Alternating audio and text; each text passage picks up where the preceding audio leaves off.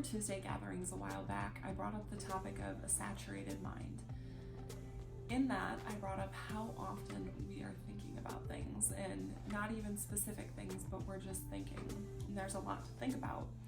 Experts estimate that the mind thinks between 60,000 and 80,000 thoughts a day. That's an average of about 2,500 to 3,300 thoughts per hour. And right now, with all of us at home and not being with a lot of people, I'm sure that that number is definitely on the higher end, and you're thinking about a lot.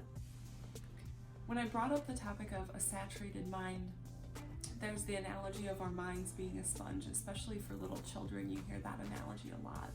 But our minds are sponges. They're absorbing whatever we allow it to soak up, whatever we allow ourselves to watch, to listen to read.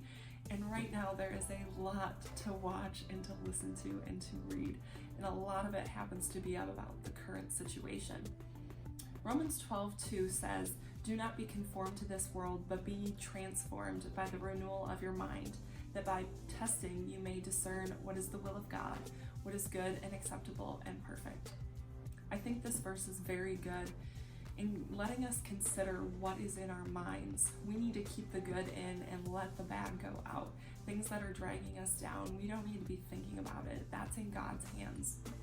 Our minds have to become more saturated with God and less saturated with everything that's happening around us, because that's the only way that we're going to get true peace that is found in Him. We must remind ourselves to focus on Him and His goodness. And when your mind is saturated with all the thoughts of everything else, take time to pray. Take time to reach out to someone who can give you positive words and show God's love. That's what we're all here for. And having a saturated mind at this time, just make sure that it's focused on Him.